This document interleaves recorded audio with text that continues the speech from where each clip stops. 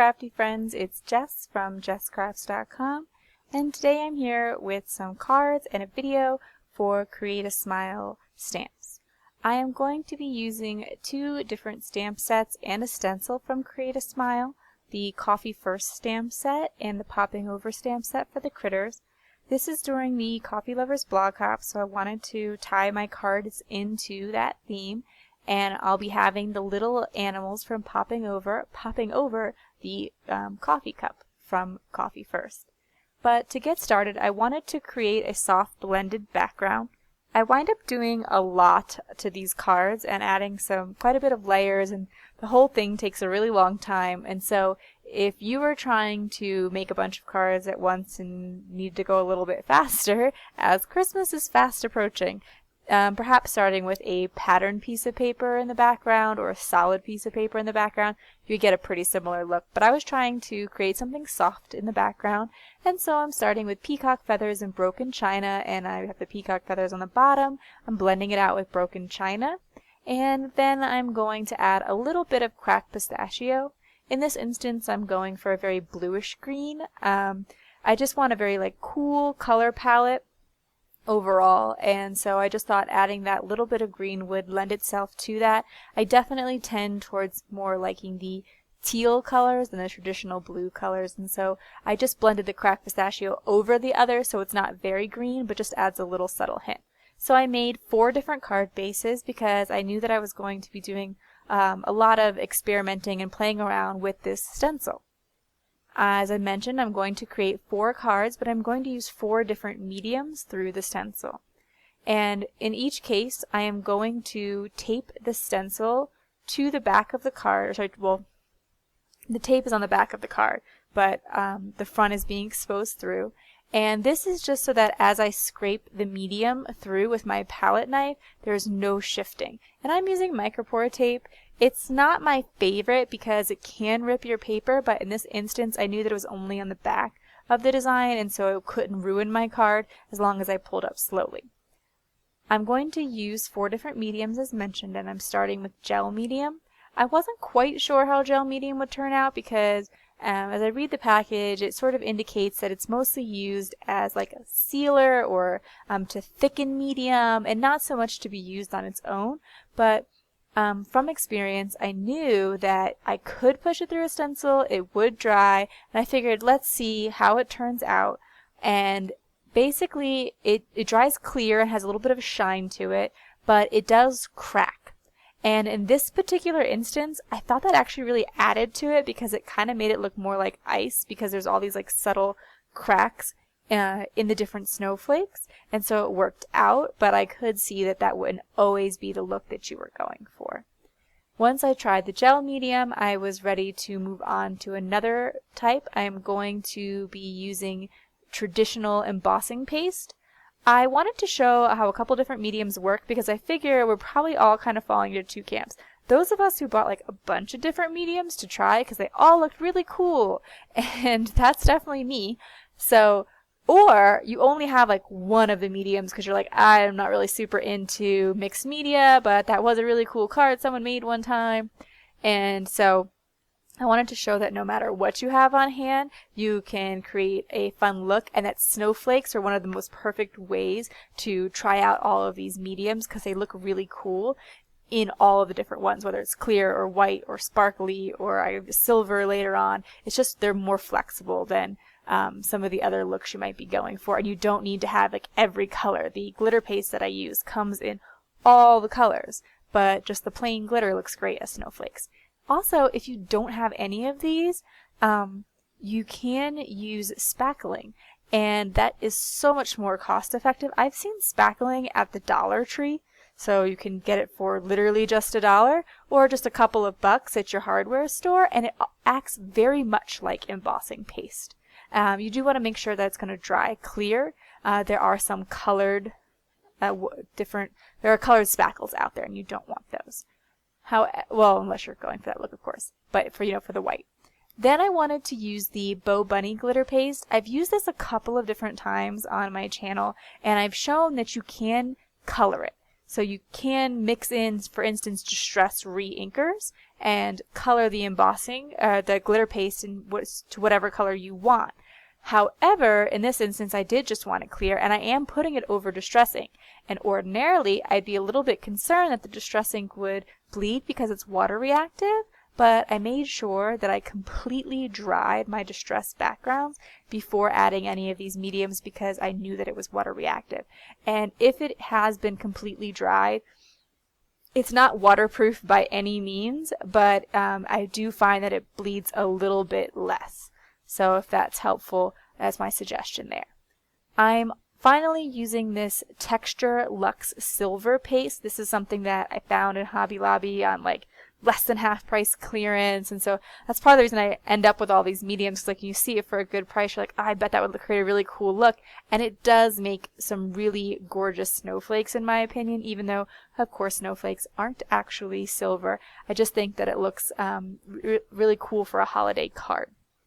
So once I finish with those, I'm going to set them to the side and let them all air dry and move on with my card. And I'm stamping this mug from the Coffee First stamp set. It's one of my favorites because it has these really large stripes that are easy to color. And it's also a great size to pair up with some critters in terms of putting the critters inside of cups. But there's also a really tiny version in the stamp set that looks cute for the critters to be holding. So I'm stamping this one in the bottom right-hand corner with my Misty. The other three I did not stamp with my Misty, and I'm going to show you all four of them up close, partly because occasionally you hear those questions about like, why do you want the Misty? Is it really worth it? And I love my Misty. I think that it is worth it for me because I love clean and simple cards, but I did just want to show you that the difference is pretty minimal. Obviously the one stamped with the Misty is the darkest and most clear lines, and the other ones are a little patchy here and there, and this is VersaFine ink on watercolor paper, which is the one that I would recommend the most, but you can certainly get an almost perfect image without the Misty as long as you're using good ink, good pressure, that sort of thing, and there are other stamp positioning tools out there. So I guess my point is more that the Misty is nice to have, and there are other reasons why it's very, very helpful, but anything that you can do with the Misty, you can pretty much do with the stamp block. It might just take a little bit more time, so it's going to have to be like a personal style question. So I decided to try to color with watercolor with distress inks today. As I mentioned, this is all about experimentation. This was like the first time I was able to play in my craft room after we had moved, and so I didn't have access to all of my supplies for a while. So I was kind of just going to town and using everything and having lots of fun. And I found that when I watercolored with the distress ink, so I'm taking the distress ink, smushing it onto an acrylic block, and then picking it up with a water brush, that it takes a really long time to get a vibrant look. And so I found that I had to add lots of layers. It's not as vibrant as when you apply the ink direct to the paper. So it's definitely not my favorite for watercolor. You certainly can. And if you are okay with the fact that it's going to be lighter, then you won't be as disappointed as I was. I kind of thought that the colors would come out very similar to the way they do when you put the ink on the paper. But use a drier brush to get more vibrant colors. The less water you add, the less watered down the color will look, of course. And feel free to take your time and add lots of layers. It certainly can be done, but a traditional watercolor, as I'll show you in a minute, is more vibrant and did take less time to achieve that effect. If distress inks are all you have, they do the job, they work, and they look pretty, but you might want to look into some of even the cheaper watercolor sets because they could watercolor a little bit faster. So there's the distress ink. Looks beautiful when it's done. Inktense pencils, definitely a lot more intense. Distress markers, also considerably more intense. And the koi watercolors, which are a little similar in intensity, but of course they're different colors, so it's a little bit harder to compare, but they were a lot faster. I didn't have to add as many layers.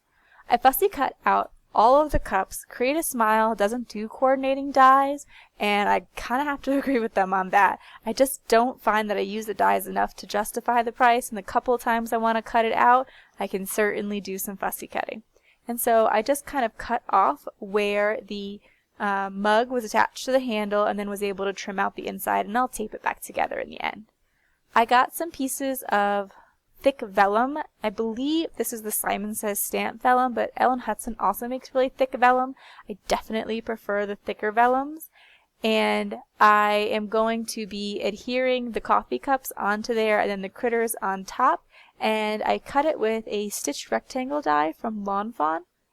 I found that that just added just a little bit, and I also wanted to tone down the background because I wanted the animals to really pop and be the star of the show, but those backgrounds I also took a lot of time to make and were really pretty, so I didn't want to completely cover them either. So the vellum to me was a way to give focus to the stamped images without taking as much away from the background. And I also made sure not to cover the complete background, so there's the border along the edge, which helps as well for those backgrounds to be a bit more noticeable. I'm going to be placing the critters from the Popping Over stamp set on top, and I decided to watercolor those as well. But first I wanted to add my sentiment. I made sure that there was room by placing the clear stamp over the coffee cup, that I didn't put them so high it wouldn't be able to fit the sentiment. And this gets back to one of the reasons where I feel like even though the MISTI may not be completely necessary, there are certainly times when it's very convenient, like stamping on vellum.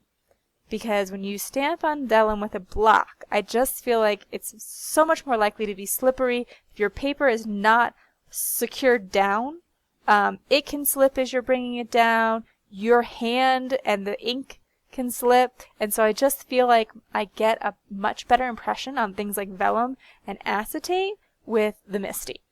If you don't stamp on vellum and acetate that much, not necessarily a reason to get it, but just one of the nice conveniences of having a MISTI. And so I stamped those all with VersaFine ink, and I'm going to put clear embossing powder over them and heat set that. I find that to be one of the easiest ways to stamp on vellum if you don't want to use StazOn. StazOn will dry permanent without the clear embossing powder over it, but I know not everyone is a big fan of StazOn, so if you want to be able to stamp on vellum without using it, if you don't already have it, that would be my suggestion. When it came time to color the critters, I had already spent a whole bunch of time coloring the cups and playing around with different mediums to color them, and I got to the point, finally, that I just wanted to get going and get these cards finished. This video is quite long, however it did start all the footage, and I didn't even tape everything I did at like 45 minutes. It's way too much. But I just wanted to show you a little bit about how I use the Inktense pencils. I usually start by putting a little bit of the color onto the paper, blend it out, and then I can touch the wet brush to the tip of the pencil and pick up a little bit more color and can control the color a little bit better.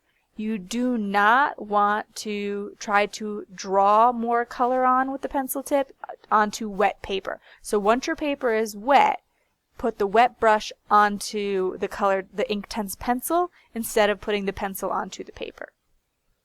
Now, these critters all act a little bit differently the way their hands are positioned. So some of them, their hands are attached, and I can cut them out as all one piece and sort of have them hanging over the cup like the fox. But then the bear and the mole, they are kind of flat and their hands are separate. So I had to use them a little bit differently and fussy cut them out and hold on to all those little pieces and not lose their little paws. So that was definitely a little bit more tricky because they are very tiny pieces that I'm cutting out. But again, like I mentioned, I find that I only ever cut an image a handful of times, so it's hard to justify the cost of dies. But I did want to say, putting adhesive, like double-sided adhesive on the back of something before you fussy cut it can sometimes make it a little bit easier because it makes it a little bit thicker. And so I actually think paper is a little bit easier to cut if it's not too thin because it is not so floppy.